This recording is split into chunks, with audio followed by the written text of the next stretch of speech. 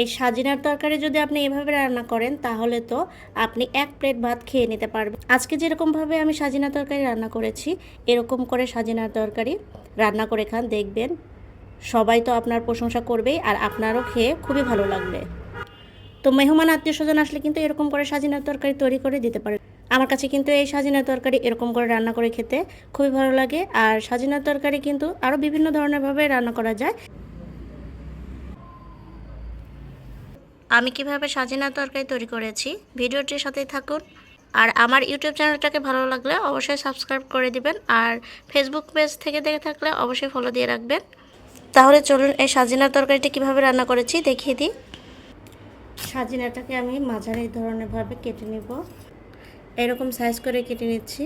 খুব বেশি লম্বা করব না, মাঝারি ধরনের ভাবে কেটে নিচ্ছি। সাজিনার এই মোটা চামড়া থাকলে কিন্তু আবার খেতে ভালো লাগবে না, তার জন্য মোটা চামড়াগুলো আমরা ফেলে দিই। এরকম করে কেটে নিয়েছি। এখন এটাকে আমি একটা একটা করে সবগুলোই ছিলে নিব। ইচ্ছা করলে কিন্তু আপনি চাকু দিয়েও ছিলে নিতে পারেন। সাজিনার মোটা চামড়া থাকলে খেতে ভালো লাগে না।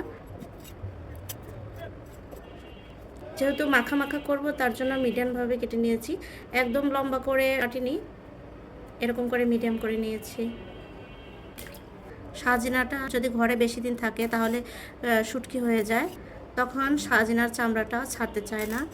তার জন্য সাজিনা যখন কিনে নিয়ে আসবেন বাজার থেকে তখন সাথে সাথে কিন্তু রান্না করে নেওয়ার চেষ্টা করবেন।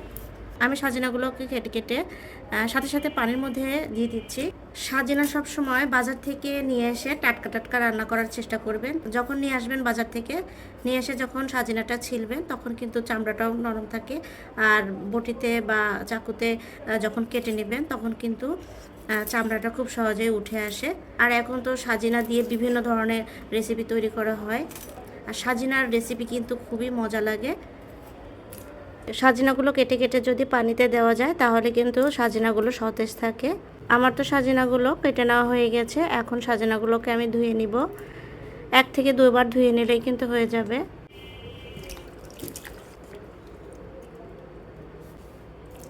সাজিনাগুলো আমার ধোয়া হয়ে গেছে, এখন একটি বাটিতে তুলে দিচ্ছি।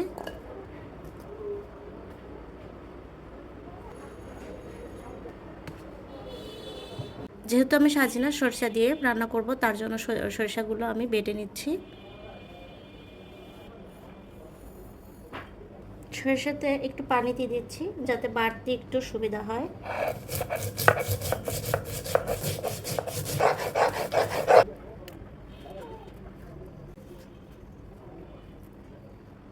এবার এই একই পাটাতে বেটে নিব কাঁচামরিচ, পেঁয়াজ আর কিছু রসুন। সরিষা বাটা থাকলে অবশ্যই কিন্তু কাঁচামরিচ দিয়ে বেটে রান্না করার চেষ্টা করবেন, তাহলে কিন্তু খেতে অনেক সুস্বাদু হয়। আমি সবগুলো একসাথে বেটে নিব সময়টা কম লাগার জন্য। এখানে কাঁচা জিরাও বেটে নিচ্ছি।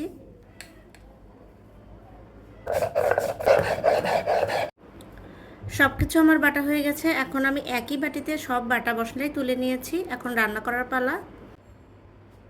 একটু বেশি করে তেল দিচ্ছি, কারণ সরিষা বাটায় একটু বেশি করে তেল দিলে ভালো লাগবে। যেহেতু সাজিনা তরকারি আমি কষানো কষানো করব, সেক্ষেত্রে আমি এগুলো আগে তেলে ভেজে নিব। পেঁয়াজ রসুন তেলে দিয়ে দিলাম, যাই হোক স্কিপ হয়ে গেছে। এবার ভালো মতো করে বাদামি কালার করে ভেজে নিব।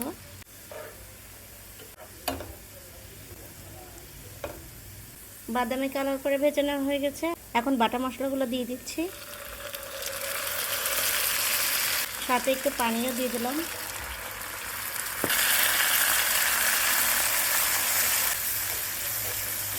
এবার দিয়ে দিচ্ছি স্বাদ মতো লবণ, পরিমাণ মতো হলুদের গুঁড়া। এবার আর একটু পানি দিয়ে নেড়ে চেড়ে নিব।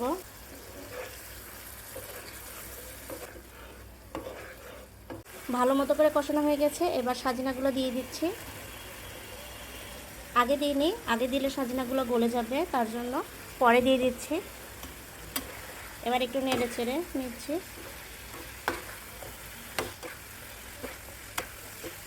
এবার সাজিনাটাকে ভালোভাবে কষিয়ে তেলটা উঠিয়ে নিব। সাজিনা এমনিতেই নরম, অল্প কষানোতেই কিন্তু হয়ে যাবে। এবার পরিমাণ মতো পানি দিয়ে ঢেকে দিব যাতে সাজিনাটা একটু সিদ্ধ হয়ে যায়। অবশ্যই কিন্তু তরকারিটা হওয়ার আগে লবণটা চেক করে নেবেন, আর আমি তো চেক করে নিবই। এখন ঢেকে দিচ্ছি। 7-8 মিনিটের জন্য রেখে দিলে কিন্তু সাজিনা সিদ্ধ হয়ে যাবে আর তরকারিটাও হয়ে যাবে। তরকারিতে একটু ফ্লেভার আসার জন্য 3টা কাঁচামরিচ দিয়ে দিচ্ছি।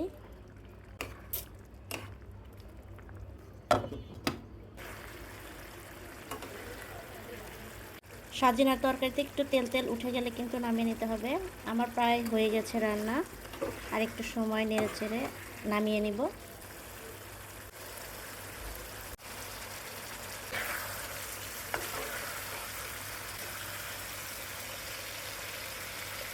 সাজিনা রান্না কিন্তু আমার হয়ে গেছে, অসম্ভব মারাত্মক কালারের হয়েছে আর অনেক সুন্দর বোনা বোনা হয়েছে।